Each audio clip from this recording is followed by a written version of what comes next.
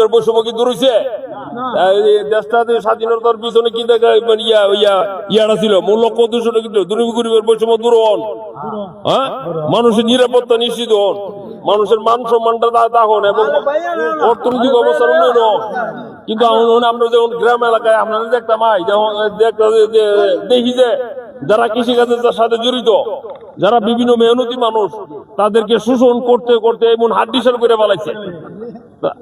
তাদেরকে বাঁচায় রাখুন খুব কঠিন মুশকিল হয়ে গেছে গা, তাদেরকে যে বাঁচায় রাখুন এখন এটা অনেক মুশকিল হয়ে গেছে গা, তাদেরকে বাঁচায় রাখাটা মুশকিল হয়ে গেছে গা। প্রিয় দর্শক, আমরা যেই লক্ষ্য উদ্দেশ্য নিয়ে এখানে হাজির হয়েছি, বৈশ্যর এটি পাকশিমুল ইউনিয়নের একটি গুরুত্বপূর্ণ স্থান এবং ব্রাহ্মণবাড়িয়া 2 নির্বাচনী এলাকার যে সরেল উপজেলাধীন একটি পাকশিমুল ইউনিয়নের বৈশ্যর গ্রামে আমরা রয়েছি। এখানে যে মুরব্বী সমাজ আমাদের সাথে দেখতে পাচ্ছেন, ওনারা হলেন এই দেশের আমাদের জীবন্ত সাক্ষী, জীবন্ত ইতিহাস। ওনারা জানেন যে যুগে যুগে কিভাবে বিভিন্ন জনপ্রতিনিধিরা নির্বাচিত হয়েছেন, বিভিন্ন প্রতিশ্রুতি দিয়ে ওনাদের কাছ থেকে ভোট নিয়েছেন, ওনাদের কাছে অনুনয় বিনয় করে কান্নাকাটি করে ওনাদের কাছ থেকে ভোট নিয়েছেন, বিভিন্ন প্রতিশ্রুতি দিয়ে মধুর মধুর কথা বলে, বন্ধু মধুর মধুর কথা বলে, কিন্তু নির্বাচিত হওয়ার পরে এই বন্ধু শত্রু হয়ে যায়, মধুর কণ্ঠ আর থাকে না, তখন তিক্ত বিরক্ত হয়ে যায়, তখন তাদের চেলা চামুন্ডা যারা থাকে তাদের তাবালিঙ্গে ওনারা এই বন্ধুর কাছে আর সাক্ষাৎ করতে পারেন না। 6 নম্বর ওয়ার্ডের জনাব মোলামিয়া মেম্বার সাহেব রয়েছেন, আমরা মেম্বার সাহেবের অভিজ্ঞতা দিয়ে আমরা শুরু করব, আমরা মুরব্বীদের কাছ থেকে ওনাদের অভিজ্ঞতা এবং মতামত নেব। প্রিয় দর্শক, থাকুন আমাদের পাশে, 21 টিভি রয়েছে আপনাদের পাশে। আসসালামু আলাইকুম। অবস্থিত গ্রামবাসী, সাংবাদিক ভাইরা, আমাদের নির্বাচনটা আইলে এই দিবস দিব, রাস্তাঘাট করবো, ব্রিজ করে দিব, এরপরে গিয়ে ফেরা আর বিচারা পাওয়া যাবে। তখন আমরা সিদ্ধান্ত হইলই আমরা যে জায়গাতে 70 বছর রুইন পারহালা 70 বছর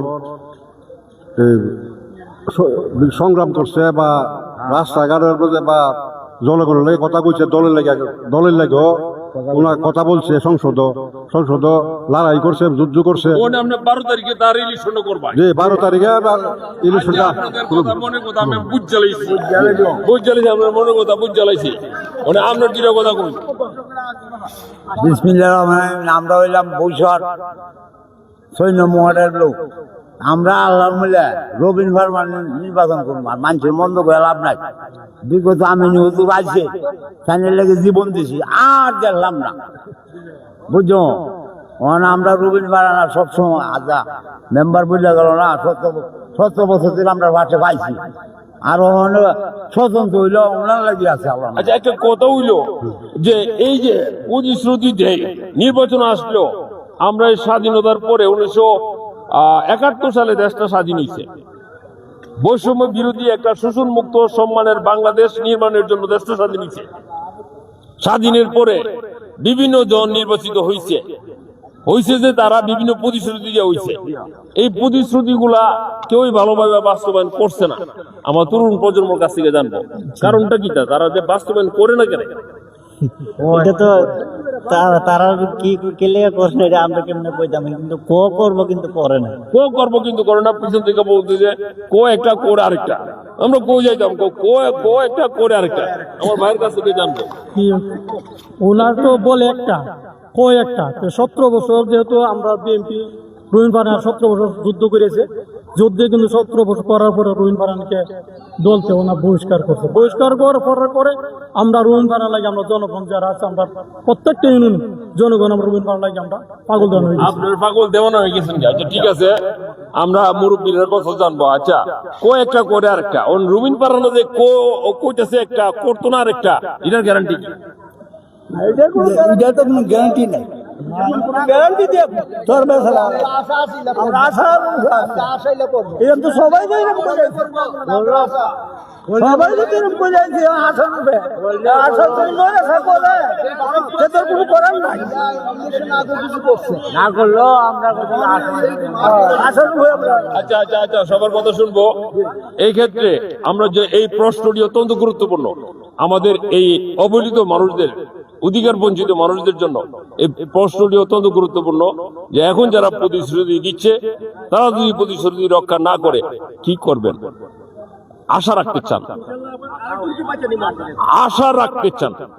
আমাদের এই জনগণ যারা রয়েছেন তারা কিন্তু দেশপ্রেমিক, প্রকৃতপক্ষে দেশপ্রেমিক মানুষ। তারা দেশের উন্নয়ন চান, মঙ্গল চান। তারা কোনো অন্যায় অপরাধের মধ্যে নাই, তাদের মাধ্যমে সমাজে শান্তি শৃঙ্খলা বজায় রয়েছে। আর কেউ বলবেন? বলবেন মুরব্বী, এই যে প্রতিশ্রুতি দিয়া প্রতিশ্রুতি রক্ষা করে না, রক্ষা করে না। আমি তো বয়স 52 বছর ধরে রাজনীতি আমরা দল করতেছি। আমরা কেউ দেয় না। আমরা চেতন মন্ত্রী, আমরা যে এলাকার আছি চেতন মন্ত্রী গাড়ারই বলছে। এরপর আমি দিলাম, আমি নো করবো, এসাদ দিলাম, এসাদও করবো।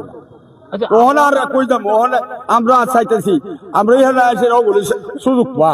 আমি নেয় ওই এই বেড়ায় এই বেড়ায় আর দেশ ইউনিয়ন মানুষের ইউনিয়ন মানুষের। আচ্ছা, সারা দেশের অবস্থা কিন্তু এটা যদি ব্রাউনবাড়ি 2 নির্বাচনী এলাকার ব্যাপারটা কিন্তু তা না, সারা দেশেরই বাস্তবতা। এটা কথা দিয়ে কথা রাখে না, তাদের জনগণের কথা আমরা শুনে যে জিনিসটি বুঝছি যে জনগণ কিন্তু তাদের মাধ্যমে চরম ভাবে বিরক্ত। এবং বর্তমানে যে ব্যারিস্টার রুমিন ফারহানা তথা হাঁস প্রতীকের মার্কা নিয়ে ওনারা যতটুকু নির্বাচন করছেন, এটা কিন্তু এর উত্তর, এটার জবাব যে আমরা এর একটা জবাব দেব যে আমরা যে প্রতিশ্রুতি দিয়ে প্রতিশ্রুতি রক্ষা করতে আমরা ইনশাল্লাহ 12 তারিখে জবাব দিয়ে দিব ইনশাল্লাহ। আচ্ছা, এই যে আপনাদের কি প্রত্যাশা? আমরা পড়তে চাই এইটাই দেখতাম আমরা বলছে যার হাসমার করবো। আসসালামু আলাইকুম। আমরা ইনশাল্লাহ 5 বছরের জন্য ওনাকে আমরা বাইসা নিছি। ইনশাল্লাহ দেখবো উনি কতটুকু প্রতিশ্রুতি উনি আদায় করতে পারে এবং আমাদের মনের আশা করি ইনশাল্লাহ উনি পূরণ করবে। এবং উনি যদি পুরা করতে পারে ইনশাল্লাহ আগামীতে আবার ওনাকে আমরা নির্বাচিত করবো, বারবার নির্বাচিত করবো ইনশাল্লাহ। উনি যদি ওনার যে প্রতিশ্রুতি আমাদের কাছে দিয়েছে এই প্রতিশ্রুতি যদি উনি আদায় করতে পারে ইনশাল্লাহ বারবার ওনাকে আমরা নির্বাচিত করবো ইনশাআল্লাহ। এবং সবাই ওনার নির্বাচন করবে। এখানে যারা আছে দেখেন, এখানে যারা আছেন এখানে যে আপনারা শুধু ব্যারিস্টার রুমিন ফারহানা বা হাঁস প্রতীকের কথা বলবেন, সবাই এরকম না। যার যেই মনে যা আছে এটাই বলতে পারবেন। যে যেটা আমরা আল্লাহর মতো আসমার্কা করব ইনশাল্লাহ আমরা আসলে ইনশাল্লাহ হাসমাকে বলতে বলি যোগ্য ব্যক্তি মানে কাজ করবো, কাজ করবো। আচ্ছা, আসে আপনাদের কি পাগল করলো? আসে আমরা পাগল করছে বৃত্তি হিসেবে আমরা যোগ্যতা দিকে আমরা যোগ্যতা আমরা পাইছি। যোগ্যতা 17 বছর পর আমরা যোগ্যতা লাগে দিই আমরা লেনি কিছু উনি করে এটা আমরা আচ্ছা আমরা 15 বছর ধরে দাম ধরেছি, দাম আমরা আশা খাইব সব 15 বছর ধরে দাম জমায় রাখছেন, আশা খাইব জি জি আশা কম। আর যত তা কম আমরা তার ভিতরে নাই 5 বছর তো এরপরে আমাদের এই চলমান রাজনীতিতে আমাদের জনগণ উৎকৃষ্ট। তারা বারবার ওয়াদা দিয়ে যখন ওয়াদা দেখতে পান না, কাঙ্ক্ষিত যে ওয়াদা গুলা যেগুলা দেওয়া হয় এগুলা যখন রাখতে পারেন না, জিজ্ঞাসা করেন, তখন ওনারা তীব্র বিরক্ত হয়ে এই যে আপনি 12 তারিখে নির্বাচন জানেন, এটা হ্যাঁ 12 তারিখে নির্বাচন জানেন, ভোট দিলেন যাই ভাই কোন মাথাত ভোট দিবেন? আসমার্কা আসমার্কা আমরা একসাথে এলাকা আসমার্কা ডাইরেক্ট কথা। আচ্ছা, ধান খাওয়ালে ডিম দিব, ধান খাওয়ালে ডিম দিব। আচ্ছা আশা আমরা ধান খাওয়ালে আচ্ছা, প্রিয় দর্শক, আমাদের এই অনুষ্ঠানটি হয়তো যারা দেখছেন, আমরা 2টি প্রসঙ্গকে গুরুত্ব দিয়ে এই আজকের এই অনুষ্ঠানটি, এই সংবাদটি আমরা শেষ করতে চাই। সেটি হলো, ওনারা কিন্তু অনেক আশা প্রত্যাশা নিয়ে আবার ভোট দিতে আগ্রহী হয়েছেন।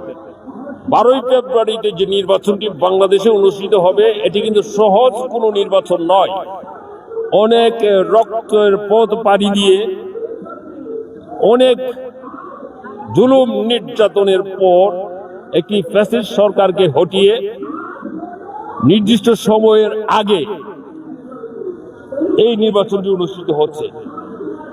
এই দেশের জনগণের আশা আকাঙ্ক্ষা প্রাপ্তি প্রত্যাশা পূরণের জন্য, যদিও নির্বাচনটি 2029 সালে হওয়ার কথা ছিল, কিন্তু বিগত সরকারের শোষণ, জুলুম, নির্যাতন এবং ওয়াদা রক্ষা না করার কারণে, এবং তারা যে সংসদে যায় বিভিন্ন ধরনের কোরআনের আয়াত পড়ে, আল্লাহকে হাজির নাজির রেখে কোরআনের আয়াত পড়ে সংসদে যায় যে বিদ্বেষ পোষণ করে কোনো কাজ করবে না, দেশের মঙ্গলে কাজ করবে, কিন্তু ক্ষমতা গিয়েই তারা ওই আয়াতগুলা ভঙ্গ করে নিজেদের দলের, নিজেদের ব্যক্তি, নিজেদের পরিবারের স্বার্থ হাসিল করার জন্য কাজ করা শুরু করে দেয়। এটি জনগণ দেখতে দেখতে, দেশের তরুণ সমাজ দেখতে দেখতে তিক্ত বিরক্ত হয়ে তারা বিদ্রোহ করেছে, বিপ্লব করেছে, এই ফ্যাসিস্ট সরকারকে হটিয়েছে, লুটপাটকারী সরকারকে হটিয়েছে। হটাতে গিয়ে অনেক রক্ত ঝরেছে, অনেক মা বাবার সন্তান হারিয়েছে, শহীদ হয়েছে, অনেক পুঙ্গত্ব বরণ করেছে। অত্যন্ত ত্যাগের এই নির্বাচনটি, এই নির্বাচনের মাধ্যমে জনগণ আবার পবিত্র একটি আশা প্রত্যাশা নিয়ে আবার নির্বাচনে ভোট দিতে আগ্রহী হচ্ছেন ওনারা স্বতঃস্ফূর্তভাবে। আপনারা দেখতে পাচ্ছেন এখানে আমরা যে বার্তাটি দিতে চাচ্ছি মিডিয়ার পক্ষ থেকে জনগণের হয়ে, সেটি হলো ওনাদের কাছ থেকে যে দুটি অভিযোগ, ওয়াদা প্রতিশ্রুতি দিয়ে প্রতিশ্রুতি রক্ষা না করা, অতীতের যে রেকর্ড, এটা কিন্তু সর্বমহল স্বীকৃত। এর উদাহরণ কিন্তু জায়গায় জায়গায় রয়েছে। আর পাশাপাশি যারা এমপি নির্বাচিত হয়, তাদের সাথে জনগণ যখন কোনো সমস্যায়, কোনো কাজে যায়, তখন কিন্তু তারা দেখা করতে পারে না। তারা যে ধরনের দালাল চক্র দিয়ে বেষ্টনী থাকে, তাদের বিভিন্ন চার্লি দিয়ে যে বেষ্টনী থাকে, এই চার্লিদের ভেদ করে ওনাদের সাথে সাক্ষাৎ করতে পারে না। এই সাক্ষাৎটির জন্য যাতে ওনারা করতে পারে, যারা নির্বাচিত হবেন, ওনারা আশা প্রত্যাশা রেখে যে ভোটটা দিবেন, এটা কিন্তু ওনাদের প্রত্যাশা। এই প্রত্যাশা পূরণ হলে পরে এই সমাজে যদি ন্যায় এবং ইনসাফ প্রতিষ্ঠা হয়, তাহলে পরে এই সমাজের, দেশের উন্নয়ন হবে। সবশেষে আমরা এটাই বলতে চাই, এই ওয়াদাগুলা রক্ষা করবেন এবং ওনারা যাতে জনপ্রতিনিধিদের সাথে ওনাদের সুখ দুঃখের কথাগুলা জানাতে পারেন, একটা স্বাভাবিক সম্পর্ক যাতে বজায় থাকে, এবং ওনারা যাতে ন্যায় এবং ইনসাফ প্রতিষ্ঠার জন্য কাজ করেন। এটি কিন্তু সকলের প্রত্যাশা, আপনাদের প্রত্যাশা। এইটা আমাদের প্রত্যাশা। এই প্রত্যাশা নিয়েই কিন্তু ওনারা আগামী 12ই ফেব্রুয়ারি তারিখে ভোট দিতে যাবেন। আচ্ছা, এখানে সবাই আমরা দেখছি হাঁস মার্কা। যে মার্কাই বিজয় লাভ করুক, এখানে যারা আছে তারা যেমন হাঁস মার্কা প্রতীক নিয়ে বুকে আশা ভরসা নিয়ে ভোট দিতে যাবেন, অন্যান্য প্রতীকে তারা ঠিক একই প্রত্যাশা নিয়ে ভোট দিতে যাবেন। প্রত্যাশার কিন্তু ভিন্নতা নাই কোনো। ওনারা মনে করছেন যে ব্যারিস্টার রুমিন ফারহানার মাধ্যমে উনাদের একটা গ্রহণযোগ্যতা অর্জন হয়েছে, যে তুলনামূলকভাবে আমাদের কাছে পছন্দের।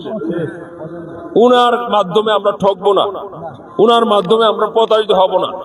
যদি প্রতারিত হয়, আবার আমরা মিডিয়া সরগরম হব, আবার আমরা সোচ্চার কণ্ঠে আপনাদের কাছে আসব, আপনারা তখন সেই কথা আমাদেরকে জানাবেন। প্রিয় দর্শক, এরকমটি চলমান থাকুক গোটা দেশে, সারা দেশে। দেশের প্রতিটি আসন থেকে সৎযোগ্য নীতিবান নেতৃত্ব বেরিয়ে আসুক, তারা জনগণের কল্যাণে ন্যায় এবং ইনসাফ প্রতিষ্ঠার জন্য কাজ করবে। এটি সকলের প্রত্যাশা, দেশবাসীর প্রত্যাশা, তাই না? প্রিয় দর্শক, আরো বিস্তারিত জানতে থাকুন আমাদের পাশে। ধন্যবাদ সবাইকে।